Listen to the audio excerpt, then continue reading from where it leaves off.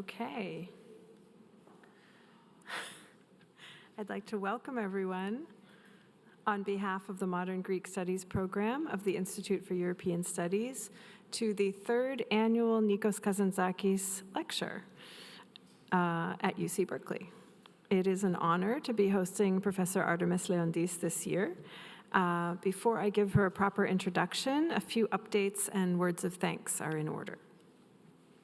Many thanks go first and foremost to the Modern Greek Studies Foundation, many members of the board of which are here with us today, for making, yes, thank you.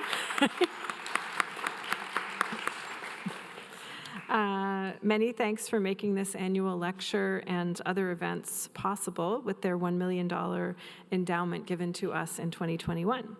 And also for their support of other activities, such as the summer research fellowships for Berkeley grad students at the Institute for Mediterranean Studies in Rethymno, Crete, which is starting up again this summer. Thank you. And for all of their support and enthusiasm in organizing the recent visit of former Prime Minister George Papandreou, which was a big success, and it was a lot of fun. I just want to underline that their support is even more meaningful these days as we stand ever more closely by our principles at Berkeley of producing and sharing knowledge and novel ideas for the public good, despite the challenges we are faced with.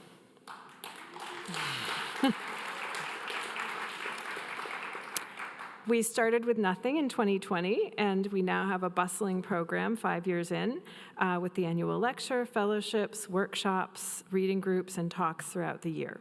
Our activities are characterized by the fact that we bring together scholars and interested community members, and often we bring together disciplines and areas that push us beyond the conventional confines of modern Greek studies. And I am grateful that we have the support from both UC Berkeley and the community for this venture. Please consider lending your support to the program. Tomorrow we have the big give, and you'll probably be receiving emails about that, or at any other time.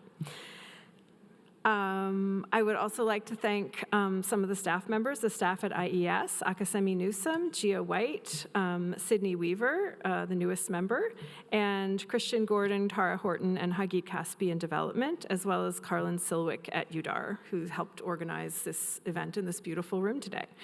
And I would like to give a shout out to our grad students in alphabetical order, Alyosha Bielenberg, Anna Marquizos, Eilem Taylan, and Hilal Tumar, for your help in organizing the visit and for your enthusiasm and engagement in the activities of the program. It wouldn't really mean anything without you, so thank you. Now, before I introduce, yes, they deserve a round of applause. Before I introduce Professor Leontis, we have a special guest in the audience that I would like to invite to say a few words. No longer the new consul, he's just the consul general of Greece, the Honorable Grigoris Stasiopoulos, joined us last summer fall here in San Francisco, and has been a wonderful supporter and friend to the program and to all the Friends of Greece in the area. So welcome, Consul Stasiopoulos, and please come to the front. And yes.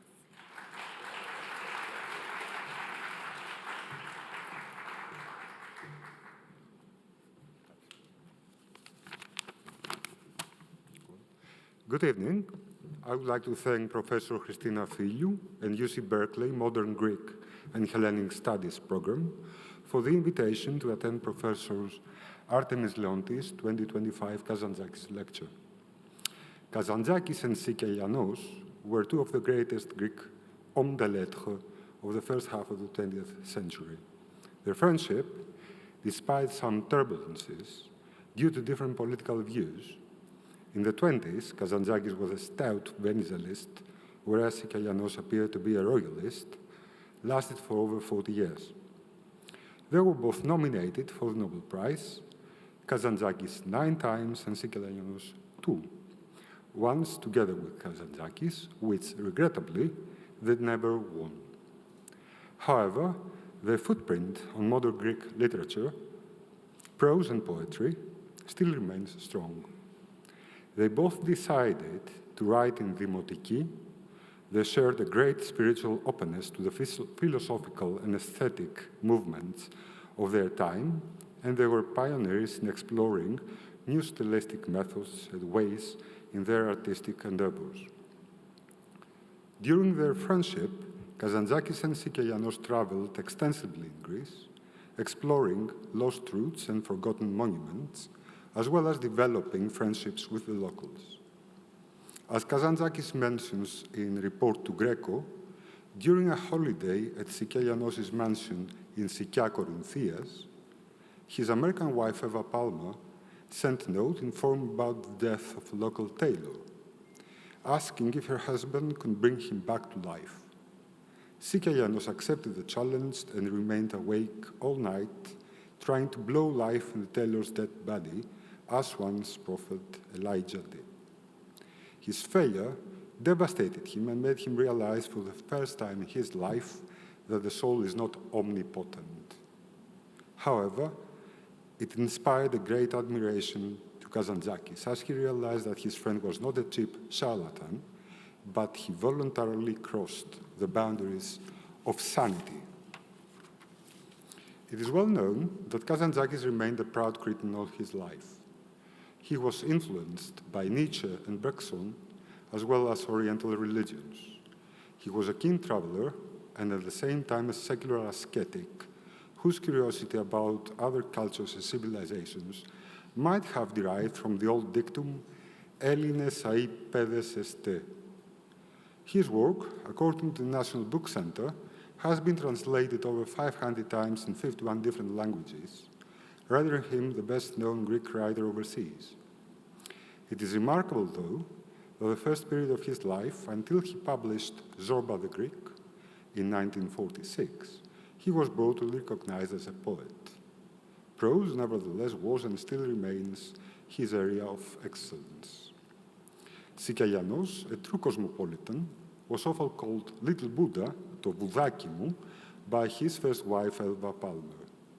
His Delphic idea and the reviving of ancient tragedies has been of utmost importance up to date, even though the Delphic festivals of 1927 and 30 cost the couple their fortune, a fact that resulted later to their divorce.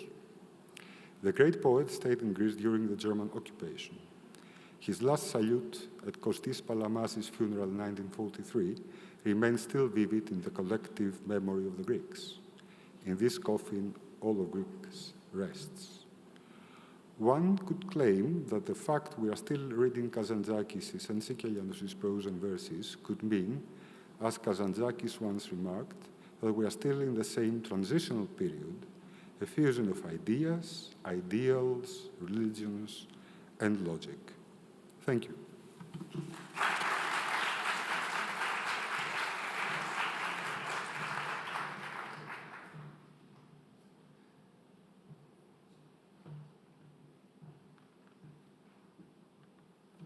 Great, thank you so much. And now it is a great pleasure to introduce Professor Artemis Leontis, the Konstantin Cavafy Professor of Modern Greek and Comparative Literature at the University of Michigan. Professor Leontis not only directs the Modern Greek program at Michigan, but she is the current editor of the flagship journal of the field, the Journal of Modern Greek Studies. She has written no less than 3 books, including Topographies of Hellenism, Mapping the Homeland, and most recently, her widely acclaimed Eva Palmer Sikelianos, A Life in Ruins. She writes, teaches, and speaks on aspects of Hellenism in modernity, from modern Greek language, literature, and culture to graffiti, Greek myth in film, and the encounters of living Greeks with people who visit Greece and imagine themselves among the ancients. Today, Professor Leontis will deliver a lecture related to, but growing out of her recent book, but with a Kazantzakis twist for the occasion. And her lecture is entitled, Women Talking in a Closet of the Archive of Hellenism. Welcome, Artemis.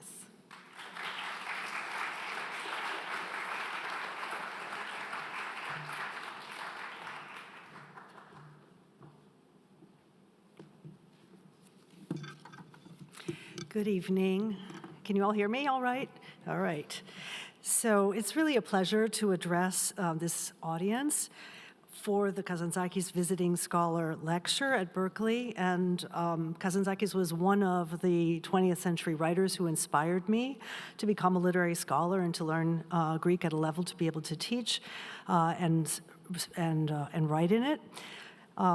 And I also want to say that I have known about the work of the Modern Greek Studies Foundation at least since the creation of the Center for Modern Greek Studies under Kazantzakis' name at San Francisco State, and have been very inspired by it. And I want to say that my memory, of course, takes us back to Thanasis Maskaletis, but also to the very dearly missed and irrepressible Martha Klidonomos, who taught there for a number of years and ran the program.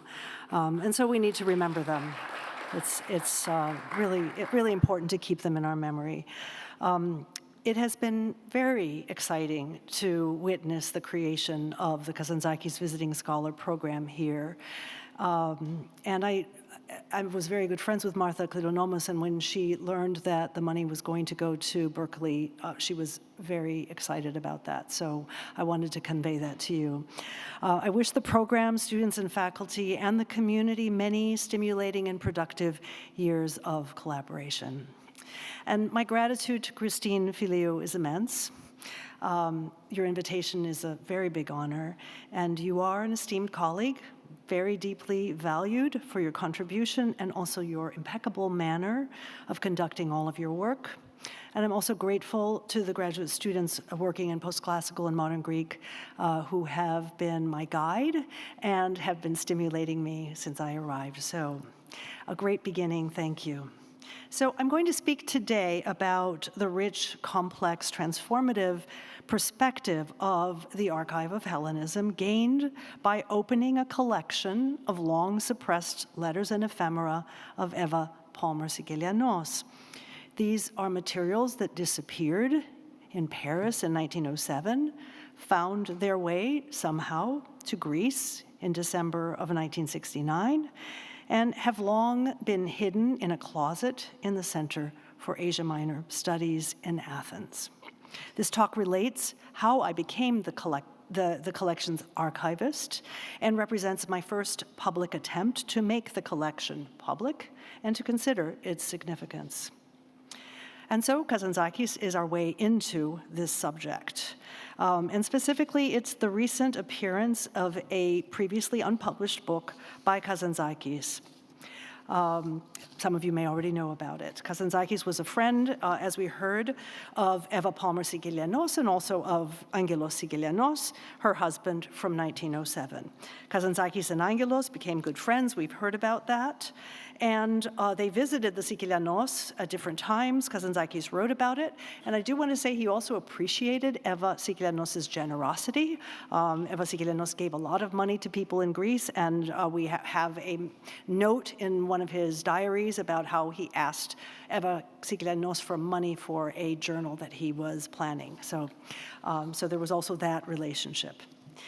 Kazantzakis wrote O Aniphoros quickly during the summer of 1946, the year he published Vios και Πολιτεία του Αλέξη Zorba, Zorba the Greek and English, a book that he wrote a few years before, 1941 to 1943.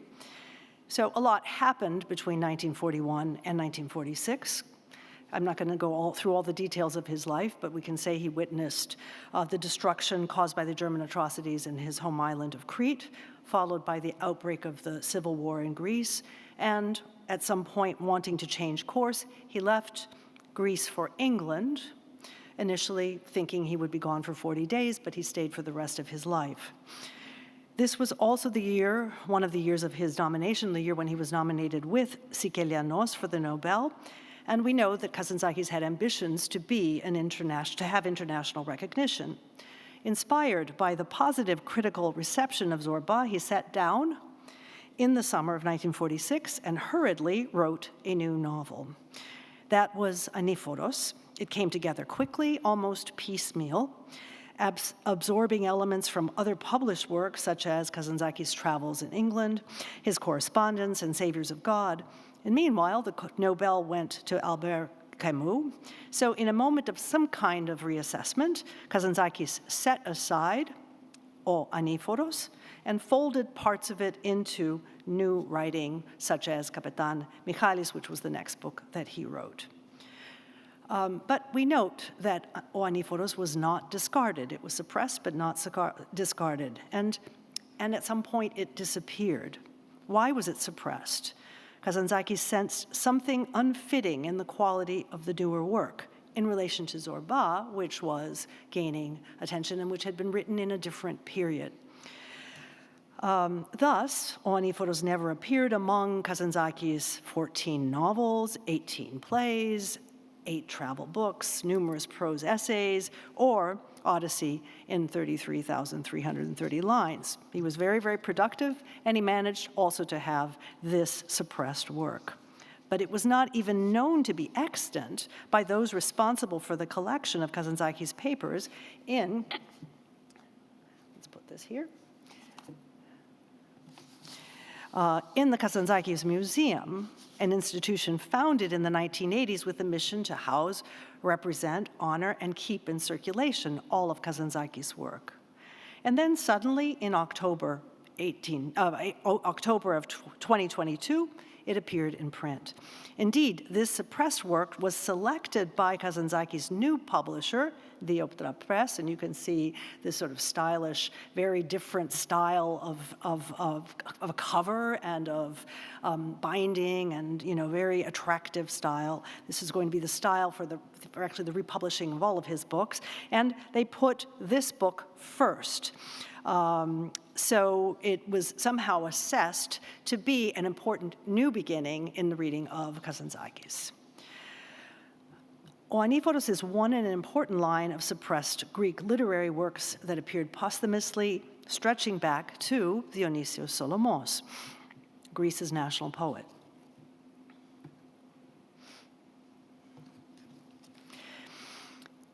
We are looking at Greece at the time of its War of Independence, and Solomos, the Italian-trained illegitimate son of the wealthy Count Nikolaos Solomos and his servant Nikli, hailing from the Venetian patrician family Salamon, set out in 1821 to become Greece's national poet. He wrote the Hymn to Liberty, which later became Greece's national anthem. Solomos wrote many breathtaking lines of verse beyond the Hymn to Liberty, and he has inspired many subsequent writers of Greek. He was original, and his writing is foundational to Greek literature. And so, as somebody who learned Greek as a foreign language, I can say when I read him, I think, yeah, you can really tell that this is a foreign language for him. He's doing really original things because it's not his language. But after Hymn to Liberty, he did not publish any substantial poem. Indeed, he struggled to complete anything. He generally had difficulty thinking and writing in Greek. I note that he lived in Italy and the United States of the Ionian Islands and never even visited the new Greek state. He is truly an exquisitely odd national poet. When he died in 1957, I've got to get my centuries right. In 1857, Solomos' friend Iakovos Polilas recovered stacks of papers in his handwriting from his desk. Polilas tidied them up and gave a convincing sense of completeness, wrote a brilliant introduction, the Prolegomena, and published the collection, all in Greek, thus introducing the Greek world to Solomos' apanda evriskomena, everything that was found. But he purposely left out one of the things he found, which was the long prose poem, "Η γυναίκα της Άκηθος," a satire of an aristocratic woman who, possessed by evil, offers no alms to the starving women of the besieged Thessaloniki, and as punishment, self-destructs. This work was unpublished until 1928. It has seen many subsequent publications and has entered the Greek canon and critical discussion of Solomos' work. Again, the question, why was it suppressed? The answer is a bit more complicated. Solomos suppressed all of his substantial writings after the Hymn to Liberty because they were unfinished. His editor Polilas decided to publish what he could, but withheld gyneka tis akinthos. People say it was to protect the reputation of the Solomos family because the woman, the subject of satire, was rumored to be one of his relatives. These stories of literary suppression introduce key themes that I will work through in my presentation. First, the suppression of a body of work and its hiding for years in what might be called a literary closet, followed unexpectedly by an act of publication making the work available to the broader public. Second, the dissonance of the work's rejection as something unfit for public presentation, rubbing against its new currency. And third, the work's suppression and its sudden appearance functions to disrupt matters of taste, aesthetic judgment, and social convention, forms of power that have kept it out of view. This becomes integral to the material's value as a cultural object that makes visible the constructed operation of archives and raises questions about how the boundaries of what is known and remembered are drawn and how they may be negotiated, pushed, and re-envisioned. There is inherent instability in the archive of Hellenism, as there is in any archive, by which I mean the curated collections and accompanying epistemological assumptions of selection and exclusion shaping Greek cultural understanding. The guiding question of my lecture today emerges from these examples. How do we make sense of the hiding in official places of literary materials, which is not discarding, and which reverses course and moves material from the machinery of silencing and forgetting into the realm of memory? How do we treat these materials, and what is their potential significance? And I want to suggest that the question is not as distant as it might sound. It is one that touches our lives very tangibly when, for example, a hidden family secret comes out into the open. Some people knew nothing, others knew something and whispered among themselves privately, and somehow, suddenly, it became known. When the secret comes out, the history of the secrecy and the fact of its not fitting informs the rethinking of everyone about their relationships to themselves, to each other, and what they thought they knew, and the stories they've been telling themselves about who they are. So we can just hold that in our minds. Okay, part one. So I have, let's see how many parts there are. I think it's 3 parts and a conclusion. It's a little bit long, but I hope it's interesting. Okay. So my research for the past 2 decades has been on 2 projects involving the suppressed collection of Eva Palmer Sikelianos' lesbian love letters located in a hidden closet in a locked room on the ground floor of the Center for Asia Minor Studies. The physicality of the closet tied to a room, an institution with rules of access and use, employees guaranteeing respect for the rules, is a reminder that the queer closet is not just a metaphor, but a situation of confinement and has consequences for real life.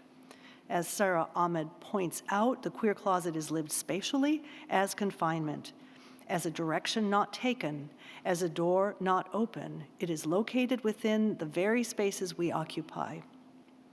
My experience of dissonance relating to the closeted collection's unpredictable handling gave me a sense of the experience of people's social closeting. It has guided my use of the materials for my first project, a cultural biography of Eva Palmer Sikelianos, and especially for my second project, when I assumed the role of archivist to document, organize, preserve, and digitize and make the collection available for visitors' use in the center.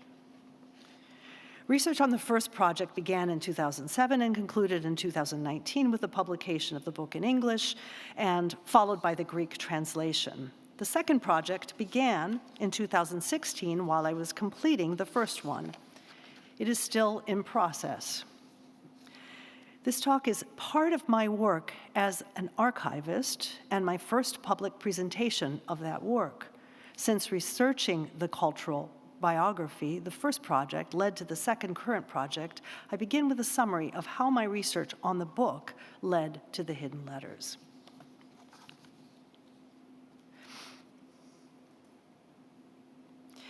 The book project adopted a critical feminist archival practice that makes space for evidencing what has been overlooked or omitted or distorted. The standard narrative about Eva Sikelianos goes something like this.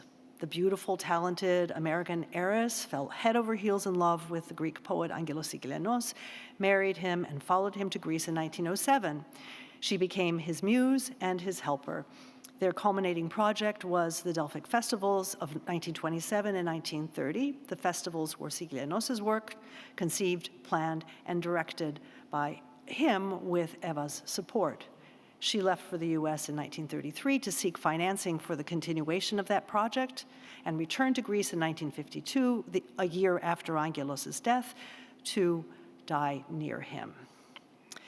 The story's formulaic qualities predictably follow patriarchal modes of representing the exceptional woman in the shadow of a great man.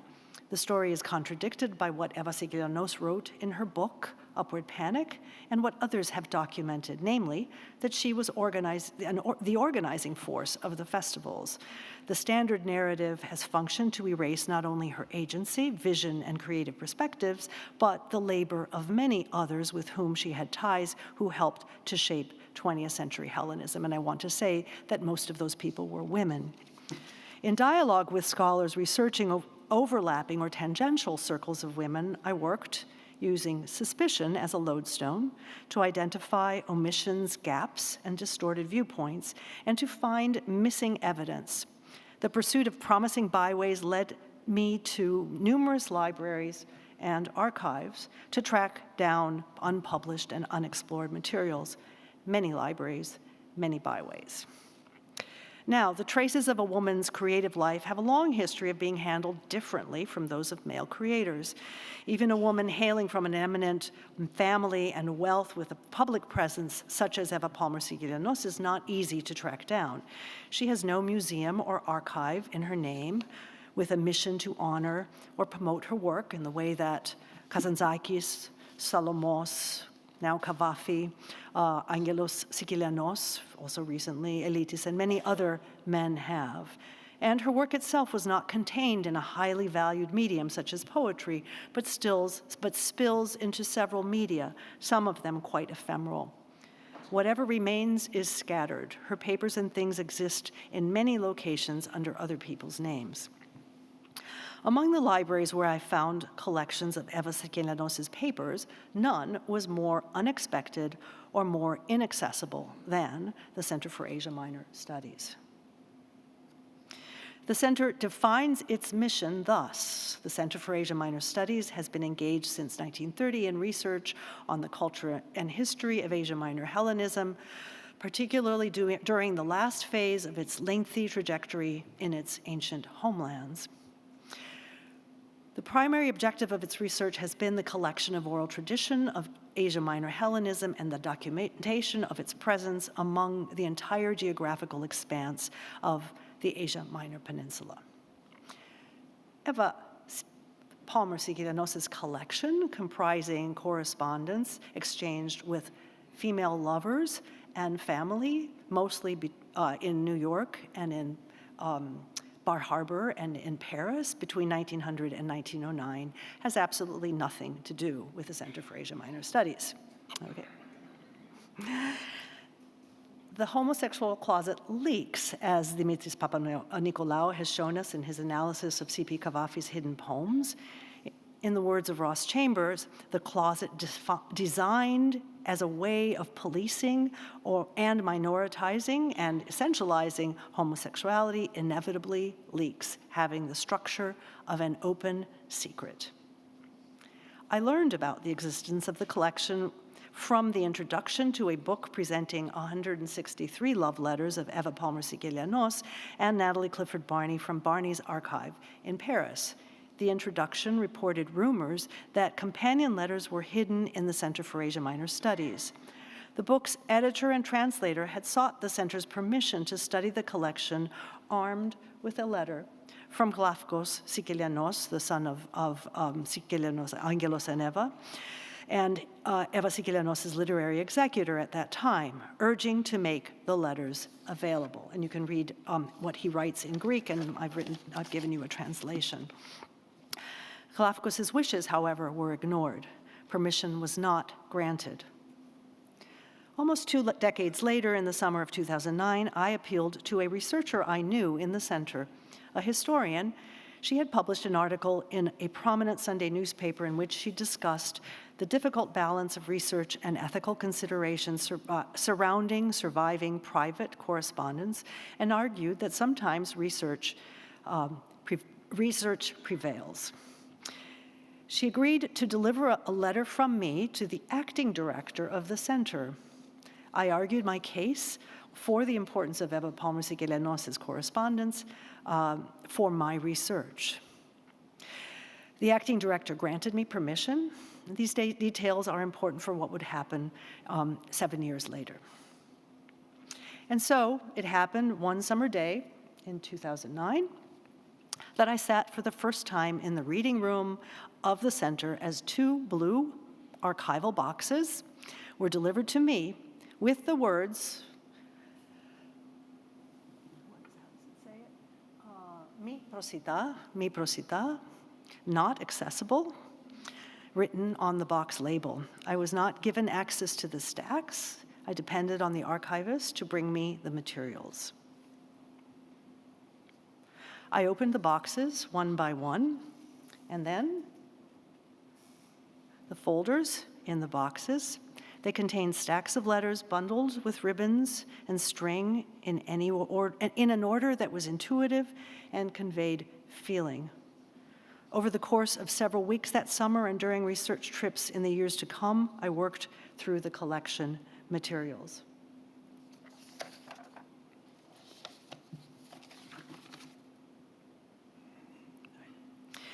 "623 letters, all written between 1900 and 1901, the largest number comprising the 2-sided correspondence of Eva Palmer and Natalie Barney, but also with a good number of letters from other women who were Eva Palmer's lovers, family members, and many others. The materials helped me to plot out Eva Palmer's creative work in the early 1900s, particularly performances staged with Barney that were inspired by Sappho's fragments.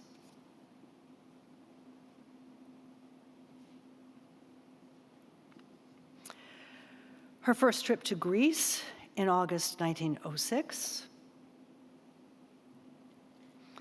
Her breakup with Barney and marriage to Angelos Sikelianos. And her study of weaving and music and forging of new relationships with artists interested in staging Greek revivals in contemporary Greece. Of particular interest to me were the continuities in her theatrical and performance work before, during, and after her sojourn in Greece. I'm referring not only to the work on the stage, from theatricals at Bryn Mawr College, Bar Harbor, Boston, Paris, to Aeschylus's tragedies at Delphi. Most striking was her daily performance of a Greek life. This began as a thematization of the Greek figure of Sappho in her writing and performances to code her sexual subjectivity differently. It took new forms when she moved to Greece and learned weaving and made it her daily practice to fashion herself in home-woven tunics and to engage in the deep study of Greek church and traditional music, the living Greek language, and to give her attention generally to all traditional forms of creative expression. Eva Palmer Sikelianos is the case of a person who lived, breathed, worked, and thought across 2 modern archives of Hellenism. One is the Western focus on the ancient past, guided by the assumptions that the inhabitants of the Euro-American North are the inheritors of the ancient Hellenic master civilization and the people most qualified for its curation. The other is the modern Greek national assemblage of folk, religious, archaeological, and literary materials, practices, and frames of thought to support the claim that modern Greeks are the living continuation of Hellenism. The two archives tend to operate rather distinctly. The former, the reception of the Greek past by the modern West, is a piece of European colonialism and imperialism. Simultaneously, minority groups such as gays and lesbians, like Palmer Sikelianos, have interpreted other Greek texts to invent a classical inheritance of their own. The latter, the modern Greek, responding to the power claims of the West, has been operating for over 200 years to create its homegrown, counter-modern, counter-Hellas. Palmer Sikelianos moved between these two models of Hellenism. By reading the materials in the two boxes in the Center for Asia Minor Studies, I was able to draw lines of connection. These source texts supported two chapters and a central argument of my book, that the performance styles and tropes that gave the feeling of indigenous Hellenism to the Delphic festivals built upon her earlier work staging performances in the United States and Paris, and that she not only staged but continuously performed her own life as a Greek based on deeply explored sources in the two major archives of Hellenism. Part 2, Dissonance in the Archive. My second project, bringing me into the role of archivist of the suppressed collection of Eva Palmer's letters in the Center for Asia Minor Studies, began when I was near the end of my research, 10 years of research, and preparing to publish my book. Let me describe the scene. It's another hot day in July 2016. I have returned to the reading room in the Center for Asia Minor Studies to check some sources and ask about permissions. I am awaiting the arrival of the two archival boxes. The familiar steps of the librarian are heard coming up 2 flights and into the room, but the librarian's hands are empty. She states that I do not have permission to use the materials or even to view them again. They are strictly inaccessible. My request to access the materials is henceforth denied. I can now describe my experience of that moment as one of dissonance, or what Sarah Ahmed characterizes as disaffection, a jarring sense of disharmony experienced by people in the midst of change, when experiential effects that we were conditioned into are no longer understood as self-evident, but undone. For example, my close reading of the closeted materials had given me an unreflecting impression that Eva Palmer Sikelianos' love letters were not socially different from other love correspondence. Love is love. I expected that the research I had conducted for those many years, with the permission of the then acting director, would be respected. Suddenly, this was contradicted. Conflicting feelings arise together with a sense of being restricted, left out, and alienated overall. On the one hand, I am grateful for the collection's existence. The center backlogged and closeted the materials, but it didn't throw them away, even though they lay completely outside the scope of the center's mission. I appreciate principles in the center associated with Melpo Logofeti Merlier, the center's founder and creative heart, and a friend of Eva Palmer Sikelianos, it turns out, and with the group of researchers she had hired to build the extraordinary archive of folk music and oral testimonies of people's histories in Asia Minor. People who lost their homes, were forced to abandon villages, hungered, arrived as refugees in Greece, and struggled for acceptance. On the other hand, I feel the power-knowledge nexus of the archive of Hellenism pressing upon me, deciding which voices will be excluded from the official archives based on rules that have long contributed, especially to gender discrimination.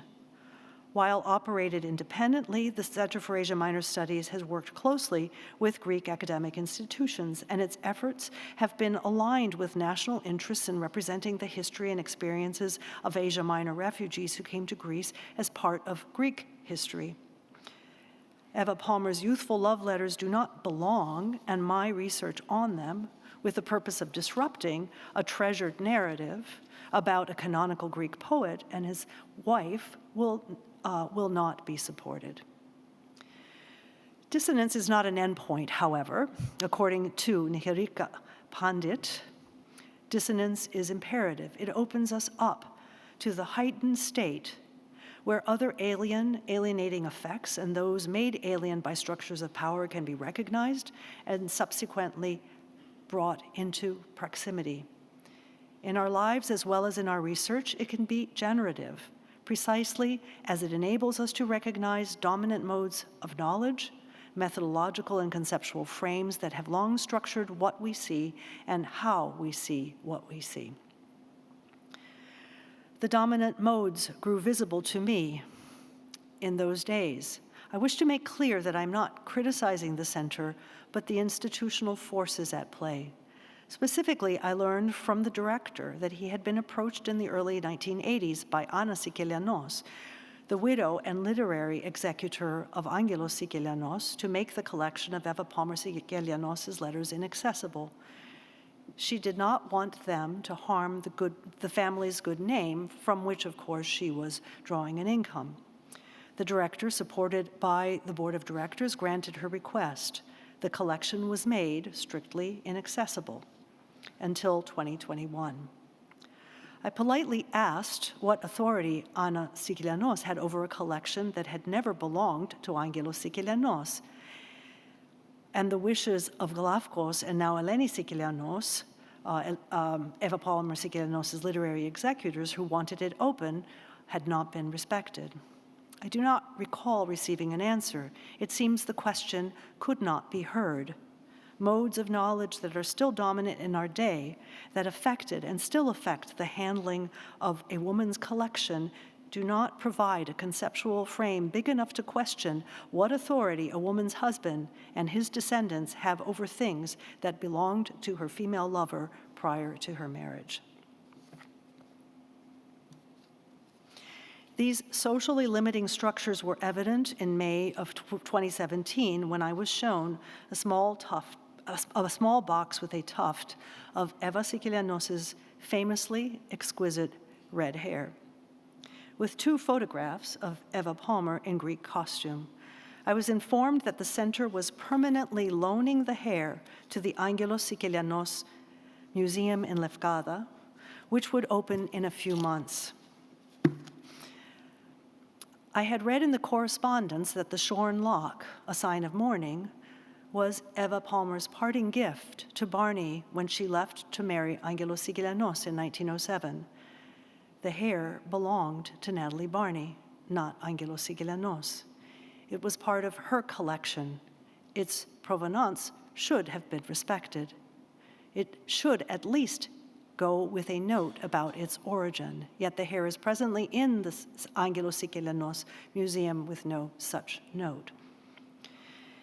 In sympathy for my research conundrum, the director invited me to appeal the decision by petitioning the center's board of directors, which has ultimate authority over the center's collections. The board then reversed the decision and made Eva Palmer's collection accessible to me for my publication. Furthermore, the board determined that the collection should be archived and made public. The expectation was that I should organize, catalog, digitize, and preserve the materials in the boxes that I had consulted. I was led into the locked room, to the closet. I saw the 2 boxes that had been presented to me repeatedly in the reading room. I was invited to return to completely reorganize the materials. It was never clear to me if this expectation that I should labor in the archive was a condition of my using the materials, and I decided not to question the new assignment. Thus, I became what might be called an accidental archivist, and this is actually a real term. The term highlights the informality and unexpected nature of the work of preserving records, the assumptions of responsibility not by profession but by commitment, Certainly, archival silences are not accidental, but systemic, and the question of how to rethink the structures of knowledge themselves, what methodologies are used, and how to incorporate the ephemeral, unofficial, and deeply personal archives that these challenge institutional missions require, that challenge institutional missions require real professional attention.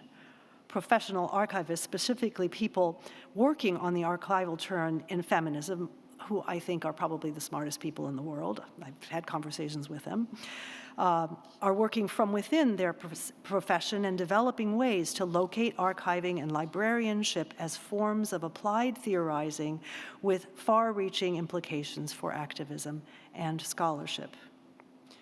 I take seriously the idea expressed by Kate Eichhorn in the archival turn in feminism. This is a quote. "The archive is where academic and activist work frequently converge. Indeed, the creation of archives has become integral to how knowledges are produced and legitimized, and how feminist activists, artists, and scholars make their voices audible.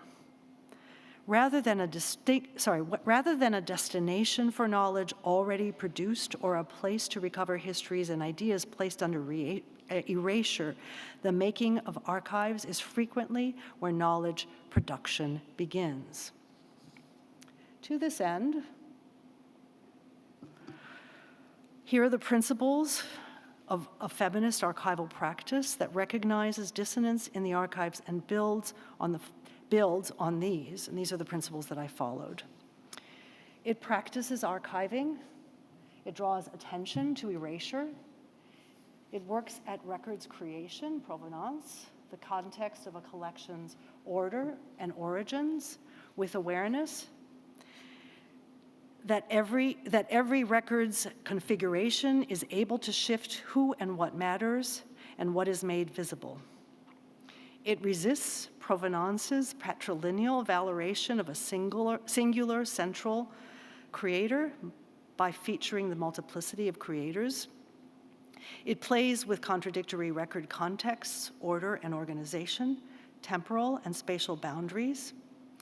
It is transparent about its constructive relationship to collections and makes its methods visible. It is sensitive to the labor and the femaleness, usually, of that labor of archival work, and its multimodal work with material, paper, and digital sources.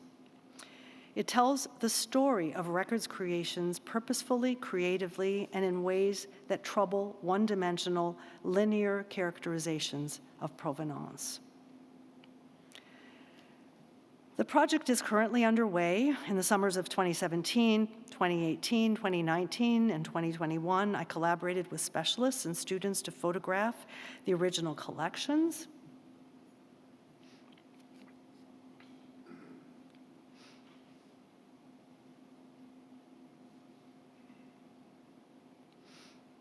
To have a record, of course, of what they looked like and where they were.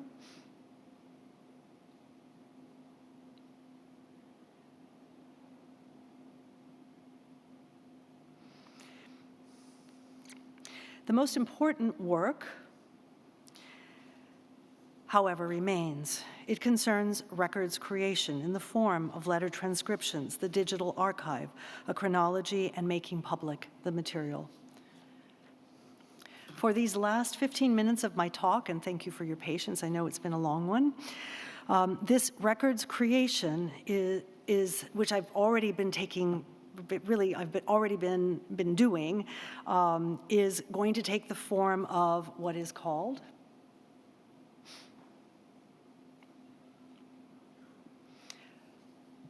provenantial fabulation, which is kind of made up provenance, but not really, okay? Blending historical record keeping with narrative storytelling to represent the collection's complex, multiple contexts of creation. I use the evidence from materials in the collection, including letters exchanged between Eva Palmer and Natalie Clifford Barney, but also Octave Merlier, who carried the collection to Athens, and Natalie Barning. to tell the collection's story. Dissonance characterizes the collection and not just my experience in the archive. Dissonance describes its makeup, subjects of Eva Palmer's and Natalie Clifford Barney's correspondence, and the turning points in the collection's creation. The dissonance exceeds the kind and quality of noise that is inherent in many collections of correspondence. In an archive of letters such as this one, we expect, in Jessica Lapp's words, there to be distributed contexts of creation, multi-creator forces, and evolving rosters of record interveners and interlocutors. Here, the letters come from many directions, and the interventions are extreme. The letters exist in many hands. Most are signed, some illegible, a few unsigned. A larger number have identifiable names such as Renée Vivienne, Colette, Angelos Sikelianos, Sarah Bernhardt, Isadora Duncan, Marguerite Moreno, opera star Eva Calvé, harpsichordist Wanda Landowska, and Princess Baby Hohenhola, to name a few. A few letters have dates, most do not. Envelopes exist with some, and some envelopes exist without letters. Because the letters were bundled in stacks without attention to anything but an effective order, reading them now means embracing the feelings while trying to find other patterns. Patterns can be found in identical signatures, correspondence papers, logos, watermarks, implied dates, and repeated names and subjects, and also in a black frame which indicates a time of mourning. Only by reading deep into the collection and then expanding outward to a supplementary one in which the Natalie Clifford Barney archive in the Jacques Doucet Bibliothèque Littéraire mentioned above and other collections are related to the collections in the Center for Asia Minor Studies, and contexts of Eva Palmer's life are brought in. Can I begin to create this collection, the turning points in its creation, and its accumulating significance by the time it had reached my hands? At the center of the correspondence are Eva Palmer and Natalie Clifford Barney. The correspondence is two-sided. The context of the collection tell us why. Always when you have a collection of two-sided correspondence, you say, how did this happen? Why do they have both sides? It begins, let me give you this slide here, and then I'll go back to that one. Let's see. It begins in July 1900 when Palmer and Barney resume an adolescent love from the previous decade. From this point on, only the end of their love correspondence, until the end of their love correspondence on New Year's Day, 1909, they write to each other frequently, even when they are living next door to each other, and keep all the letters they receive. One of the persistent themes is the dissonance between the life they wish for, to express their love freely and openly, and the restrictions that forbid such an existence. It forbids their loves and expects them to follow the marriage plot. They were upper-class white American women and had to marry someone of their class to be assured of the continuity of class, leisure, visibility, social acceptance, and inherited wealth. Both Eva Palmer and Natalie Clifford Barney pushed hard against this trajectory. We know from the letters and from American newspapers that Eva Palmer was rumored to be engaged to George Vanderbilt, grandson of one of the wealthiest Americans in history. In 1894, when Eva was just 20 years old, she and her mother visited Vanderbilt's famous 250-room mansion, the Biltmore Estate in Asheville, North Carolina. The newspapers anticipated their engagement, but news never came. 8 years later, the engagement worried Barney. She asked Eva if she loved the man that she had been with. Would she ever turn to another man?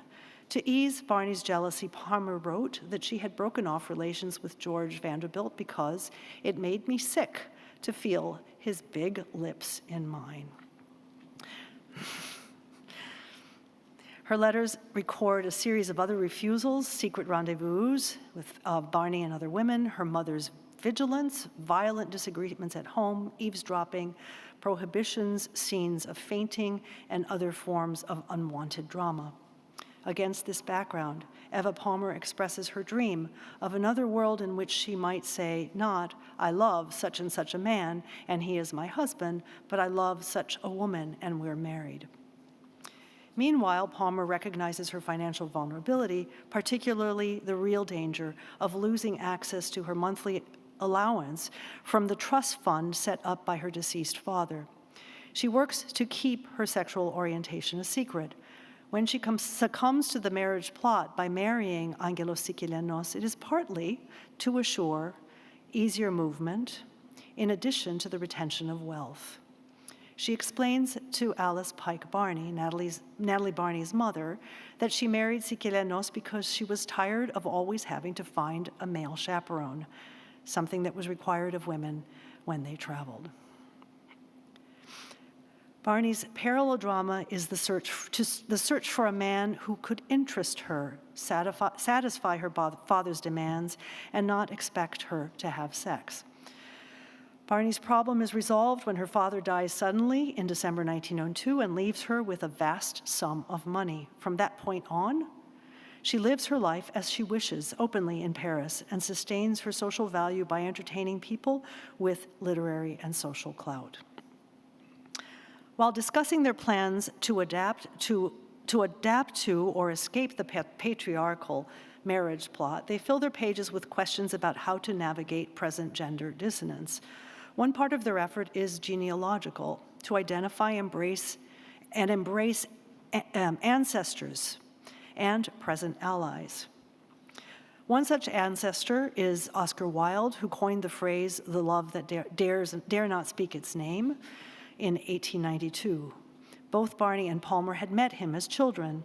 When he died on November 30th, 1900, the two women marked his death by copying and sharing his poetry. Parallel to this are their literary ancestors. They were looking into the past to find models that were missing in the present for a positive identity for female sex attraction. Same-sex female attraction, sorry. Looking back, they worked through the textual legacies of Sappho. They used the word lesbian and sapphic to name their love. Theirs was one of the earliest documented positive uses of the term, and it is sustained over the course of their nearly 10-year correspondence. I read this as a constructivist project. They were building history and social memory as a foundation for individual and group identity. Letter writing and their acts of preservation and collecting function to create a record of who was and how to become lesbian. Artistically, they capture this in performances, including their theatrical gatherings. Their creative constructivist project has another temporal function. There is a recognition of their dissonance within the present symbolic regime underpinning male-dominated worldly practice. The regime leaves them no present. They cannot live their lives as a continuous development, so they replay and revise a past, not to capture its essence, but to set another world in motion in a future that is yet to come. In the meantime, they wait and plan. Dissonance enters their relationship when they cannot agree on which steps to take to live more freely. It is present from the start of their conversation in 1900 and becomes louder in 1904. In December 1901, for example, they debate their relationship to the minority. This is before Barney is living openly as a lesbian woman. Barney is still thinking about Oscar Wilde's death and expresses agony over the never-ending defeat of the minority. She wishes to align herself generally with minority and its struggles, but cannot find the ground to do so. She wonders how a woman of her class can offer solidarity without relinquishing what little power she has. Palmer advises Barney not to join the defeated minority, but openly to oppose the world's prejudices, something akin to coming out of the closet if she had been writing 50 years later. And this is a long quote, but I think it's worth hearing. What I want to say, she wrote, is, why should you and I join this defeated minority? Is there a better way to combat the discouragement that closes in on us than to give it battle in open field? You have tried all other ways, haven't you? Would you lose or gain do you think in living openly for the freedom you demand? I know you think you would lose, that you want to take the one and keep the other, and you may be right. Yet to me, there is always something disappointing in any attempt to go against the world's prejudices and yet cling to the world. I long merely to be rid of the trammels and to be left alone. But you would also persuade all beautiful nymphs and shepherds to follow you into freedom. You are best and wisest, for the Arcadian groves might, after all, seem deserted if one went to them alone, as I would go, although I have faith in finding them full of lovely spirits. I think once well beyond the walls of conventions, we would find a host of unexpected, wonderful people who would understand us soon as we had crossed the border, but who cannot speak or make sign till we do. It is to me, these walls of convention, like the covered bridge of death. There is probably life on both sides of it, but there is no communication between them, and surely the vaster, grander spirits are beyond the valleys of the shadows. One predicament, two ideas of how to handle the worldly situation given the dilemmas of their gendered and temporal existence. And the passage is just so rich that I really don't want to pass over it very, very quickly, but I do need to say just this. Something that calls for immediate attention is the image Eva Palmer creates of herself in retreat from the wall of conventions. She imagines moving across a border and into the Arcadian grove with vaster, grander spirits. This is a literary image of death, and yet it also anticipates Eva Palmer's passage into Greece a few years later and her insistence on encountering types and classes of people who differ from her, but respond to her when she opens herself to them. 5 years later, Eva Palmer did make such a passage when she moved to Greece. It was indeed a kind of death, since she removed herself very purposefully from Barney's Parisian circle, and Barney erased her presence from future accounts of her life. Eva Palmer marked her move with an act of archiving. She handed the letters that she had gathered and loved and carried with her wherever she traveled over to Barney, asking her to hold on to them to memorialize their love. This is the first turning point or change in the collection's custody. We read, "If you care for me, let our misery be between ourselves. Keep me now, if you love me, as I have kept you. Keep my letters that I love above other things. Keep yourself and believe this, that the love I wrote to you about was you."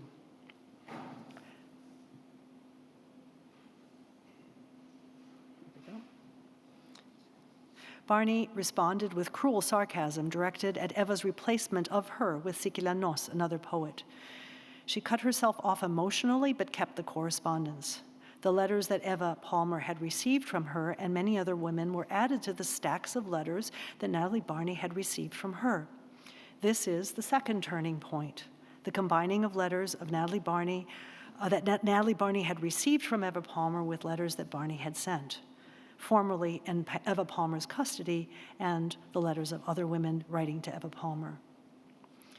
She took the letters with her whenever she changed houses, so she didn't discard them.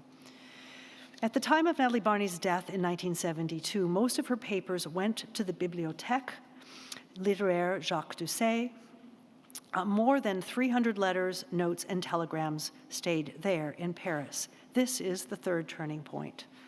A larger stack, however, comprising the 623 letters that I have been talking about, had disappeared to Athens 3 years before Palmer's death.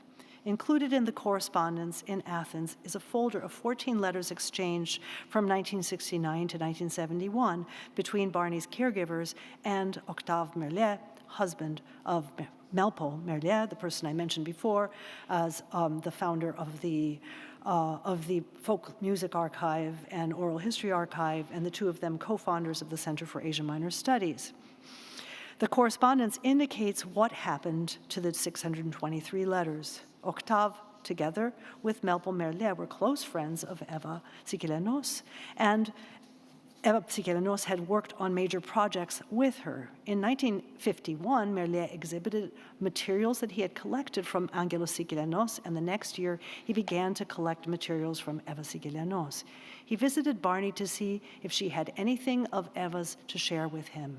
He was hoping to microfilm all her papers. Barney's housekeeper produced the stacks of Eva's letters now in the center. He took them to Greece and never returned them.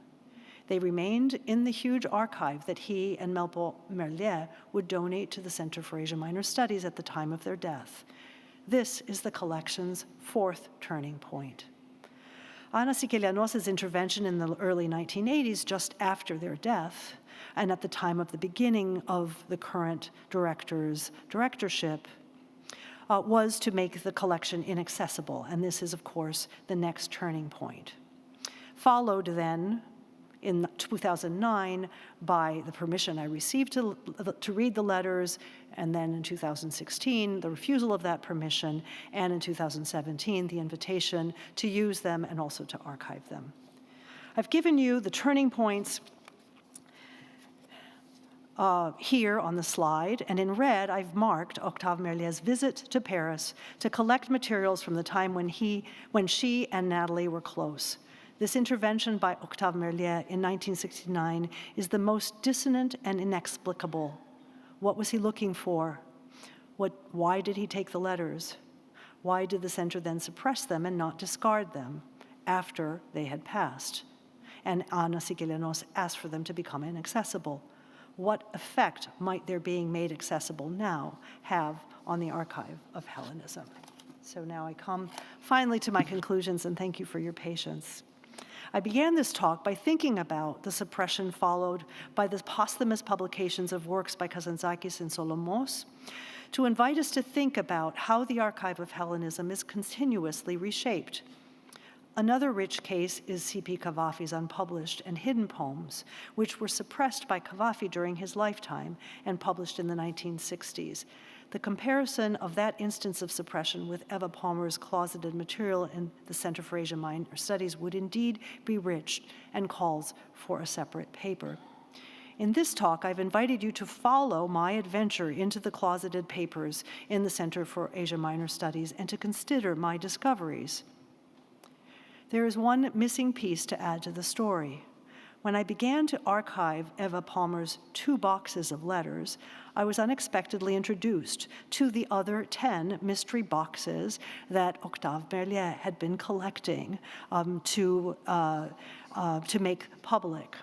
A folder of Octave Merlet's correspondence indicates that he began collecting these the year after her death, after having collected Angelos Sikelianos' works. The letters he brought to Greece from Natalie Barney's papers were part of this larger collection. Octave Merlet's intervention in taking the stack of letters to Greece was a purposeful act of archiving, not to hide the letters, as happened after his death, but to enrich the archive of the center. New research on women's labor in the 1920s and 1930s in Greece indicates something of the significance of his act. When Eva Palmer left Barney's circle and moved into Greece, she brought with her musical performance interests that she had cultivated in Barney's circle.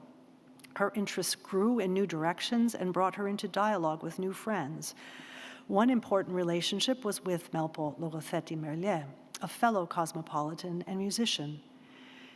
They would have met in Paris in 1924 when Eva Sikelianos reestablished contact with Natalie Barney and met with the neo-Hellenist and musicologist Hubert Pernot at the Sorbonne University. Melpo and Octave Merlet were his students. After Melpo's marriage to Octave Merlier and moved to Greece, Eva Sikelianos and Melpo Merlier worked together.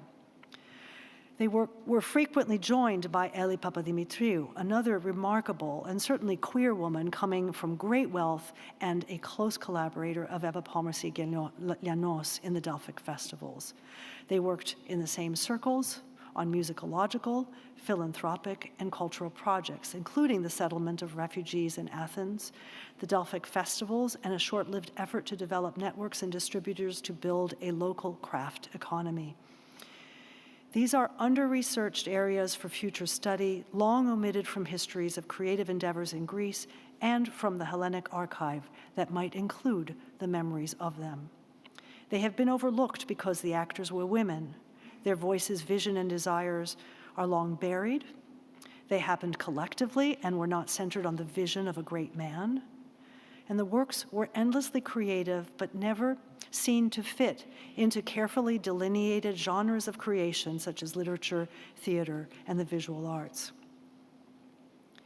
As much as the letters in the Center for Asia Minor Studies disturb the sense of integrity of the Center for Asia Minor Studies, the Center's founders' willful inclusion of these letters in the archive also shakes up the unity, boundedness, and completeness of Eva Palmer's Hellenic vision before she arrived in Greece.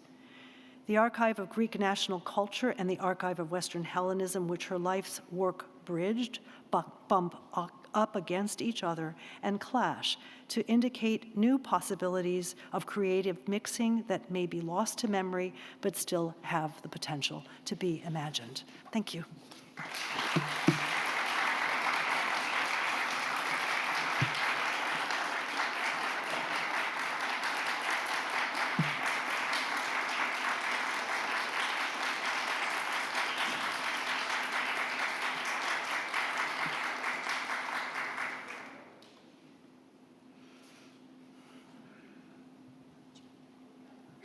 We have time for just a couple quick questions.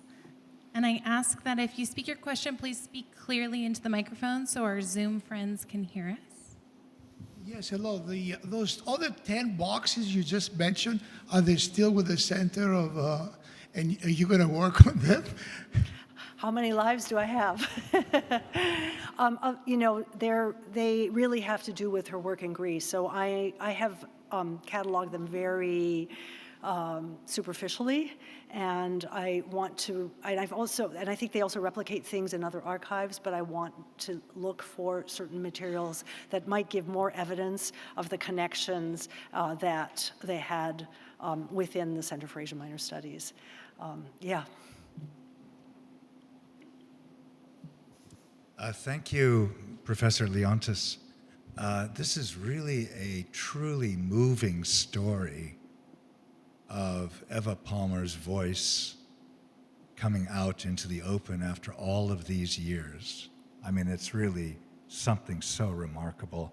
And that you have read all of these letters, you probably have the deepest understanding of who she was. And what a wonderful place you are in to have that. I guess one thing that comes to mind is that Eva Palmer's public writing, her so-called autobiography, Upward Panic, presents a view of herself and, of course, her point of view and philosophy about the world. I'm wondering, now that you have both of those bodies of work inside of your heart, do you see a dissonance between what she wrote privately and what she wrote publicly? I mean, absolutely, it's a very different voice. That doesn't make, you know, it's a very, very different voice once you have read. And I wanted to give you a little bit of a sense of her writing. It's a very different voice. And I think it had a very different purpose. And also, many years had passed. And she was impoverished. She was homeless at the time when she was writing this, and she wanted to publish something that would maybe bring her a little bit of money. So they're just very, very different things. I really resist, after a long thinking about this, sort of thinking about her as closeted. I don't think that she was, I think that this is not binary. She was queer through and through, and she was coding her identity, and she was trying it out on so many different levels, not just in terms of relationships and sex. She was really trying to find that other angle on the universe in her performance and in her way of being in the world. And I don't think that Upward Panic gives us that what she was accomplishing, I think, if in her movements and in her being, even until her death. But thank you for your comment. And I want to say this has been a real big journey for me. So very unexpected.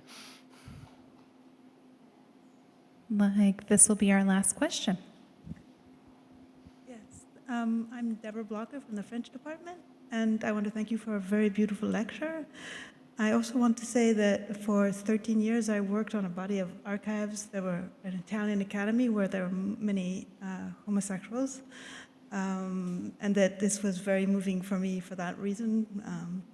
But I want to ask you one question, which is, you mentioned that the letters had an effective order, and that this order affected you in a sense. And I want you to tell us more about that. Yeah. So, I mean, they had been handled before. This is not as if this stack, I don't want to imagine that these stacks were the way that they had been given over to, and also they were mixed, right? So there was a lot of handling, but there were original ribbons from the period. There is blotting, which is suggestive of tears. There was mud, which was suggestive of the scene where she gave the letters, but Natalie accused her of throwing them in the mud and not respecting them. Maybe that's what happened, I'm not sure, but that is part of my fabulation, and there's groupings, but they're not always groupings by someone who wrote the same ones. And I think, she, in writing other letters, she would say, I was rereading the blue letter, your blue letter, and crying over it, and this is my favorite one, and I still haven't quite figured out which one it is. But you can just imagine that at some point they were put in orders in the way that we order things, when we go back to them. I mean, why do we save things? Sometimes we just pile them up. But these were being saved, and they were being revisited on some occasions, at least. So I want to say I have great respect for what you do. And it's been a very big learning process for me, and I am certainly not, I'm an amateur, I'm accidental, but I'm really learning to think about these, and I think there's just incredible writing by people who do archival work that is thinking about how we think about collections, how we create records of them, how we organize them, how we preserve them, what it means to publicize them. Yeah. Thank you. You've been a great audience. Thank you very much.